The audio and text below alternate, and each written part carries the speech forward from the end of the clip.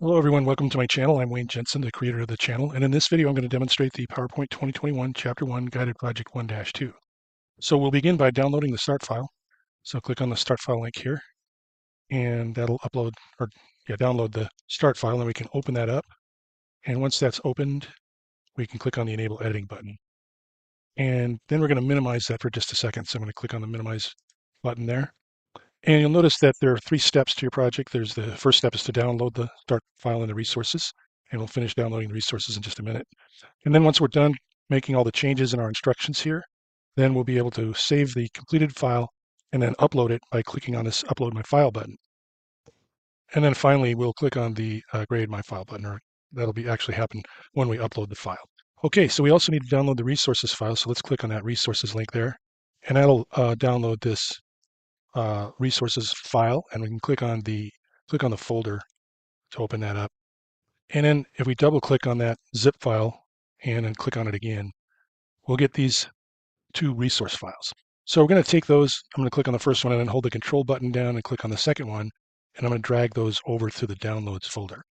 Now when we go to the downloads folder, we can see we've got our start file here, which is this one here, and then we've got the 2 resource files that were in that zip file. So now they're readily available for us to use. Okay, so let's scroll down to the instructions here. We've already opened the start file and clicked on the Enable Editing button, if that Enable Editing button comes up. And then we're going to, we don't have to worry about renaming the file because it was automatically renamed with your first and last name appended to the file name. And then instruction 2, we're going to change the bullets for additional emphasis. So we're going to display slide 2 and select the bulleted list. So to display slide 2, we'll go to our navigation pane and just click on that slide 2 there. And then once that's displayed, we're going to click on the bulleted list. You can click anywhere on the list there.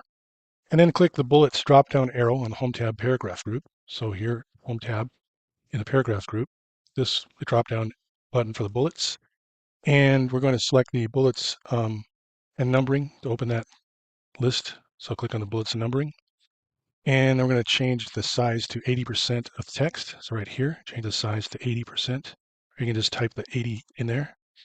And then we're going to click the color button and change the color to orange accent 6. So right here, orange accent 6, which is the last color in the first row. There we go. And then I'm going to click the Customize button to open the symbol dialog box. So right here, Customize. And that opens up this symbol dialog box. And we're going to scroll down the font list and select Wingdings 3. So scroll down until we find Wingdings 3. Oh, right here.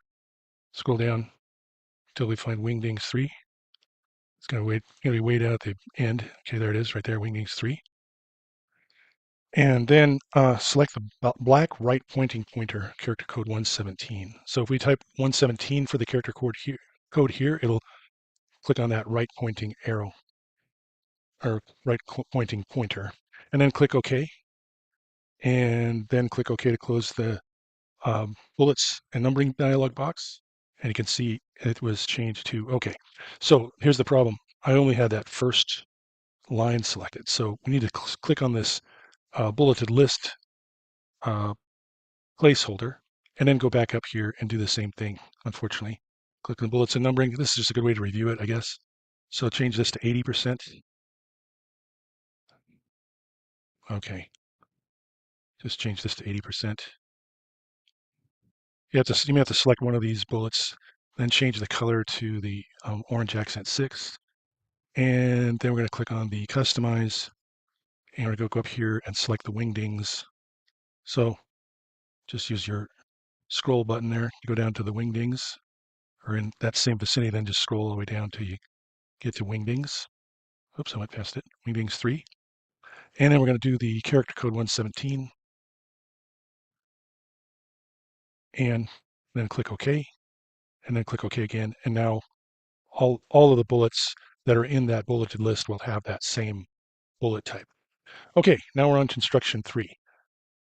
For instruction 3, we're going to reuse slides from another presentation to follow slide 2, the current slide. So to do that, we're going to go to the slides section here on the Home tab, click on the New Slide button, and select the Reuse Slides option. Then we're going to click on this Browse button here, and we're going to find in the Downloads folder, we're going to go to our Downloads folder because that's where we saved those resource files. And we're going to find this email content 01 and then just click on the open button. And then we want to make sure that this keep source formatting button is unselected. Okay. And then we're going to click all three slides to insert them. So click on the first one there, and click on the second one, and then on the third one. And you'll see now all three of those slides have been inserted after slide 2. And then we can close the reuse slides pane. Now we're done with instruction 3.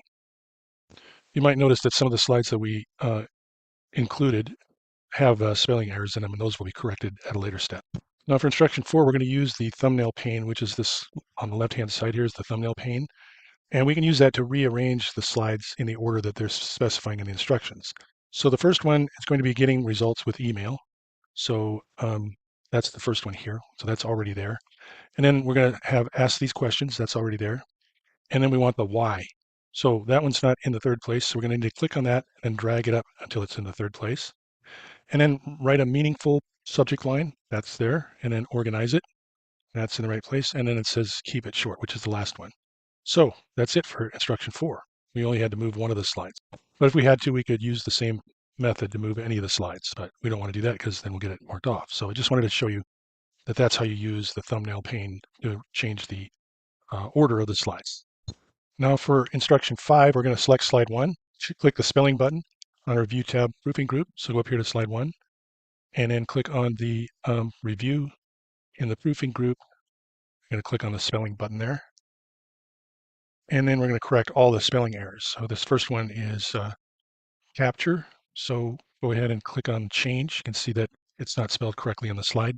So click change the button to change it to their suggested spelling. And then the same thing for the response. You can see it's misspelled there. Click the change button. And again with separate, just click the change button and receive, change, and careless. Oh, and then also organized. And you can see now it's complete. So then click OK. And then it says to close the design ideas pane if it opens, but that didn't happen in our case, so we're good. And we're on to instruction 6. For instruction 6, we're going to use the Format Painter to change list bullets. So we're going to display slide 2 and select the body placeholder right here. So make sure that this placeholder is selected. If it's not selected, you can see it'll be a dotted line. You can barely see it in the video possibly, but just click on the line there to make sure that that placeholder is selected. And then we're going to double click the Format Painter button. So go up here to the Home tab, and the Format Painter is this button that looks like a paintbrush. We're going to double click it. So if we double click it, then it'll stay active until we click it again. So double click it, and now you can see your cursor is a paintbrush. Okay, and then press the page down and click the list on slide 3. So right here, we're going to do page down. I guess you can do click on slide 3 here, and then click on the bulleted list there, and you can change that. And then we're going to do that for slide 4 and 5 too. So click on slide 4 to select it. And now because we double clicked on the Format Painter, it stays active until we click on that again. And then we're going to do the same thing for slide 5. Okay. And then we're going to press the Escape key to end the formatting, or we can click on the Format Painter button again. So just click on the Format Painter. And now you see it's not grayed out anymore, and our cursor returns to a normal cursor. And then it says changing the bullets for all slides could also be accomplished by using the slide master. Okay. All right, we're not going to worry about that right now. Now for instruction 7, we're going to insert a picture and apply a design ideas layout. So there's a note there that says Office 2021, the design ideas pane will not open when using Office 2021. Okay, so select slide 6. Make sure it's selected. Then we're going to delete the picture on the right. So click on the picture on the right and then hit the delete key. And then we're going to click the Pictures button, Insert tab, and click this device. So on the Insert tab here, click on the Pictures button and click this device. And we're going to go to the Downloads folder and find that app symbol -01 file and click Insert. And then on the right-hand side, on the Designer Thumbnails section, we're going to find the one that looks like or similar to figure 1-112 in the instructions, which is this one here. Okay, and then it says if the design ideas pane did not open, move and size the picture on the side as shown. Okay, So then we can close the design ideas pane if it's open, and ours did open. So if you're using PowerPoint and you're connected to the Wi-Fi, and you should get this design ideas pane. If not, you can just, like it says in the instructions, just move and resize the picture on the side so it shows like it in the figure 1-112. Okay, and then it says close the design ideas pane if it's open. So go ahead and do that. And that completes step number 7. For instruction 8, we're going to select a picture on slide 6. And so select that picture, select the picture, and then we're going to click on the Alt Text button here. And we're going to type the description, the AT symbol or the @ symbol used in an email address. And I'm just going to copy that from the instructions here. So Control C, and over here where it has the text, we'll replace that text with the text that's in the instructions.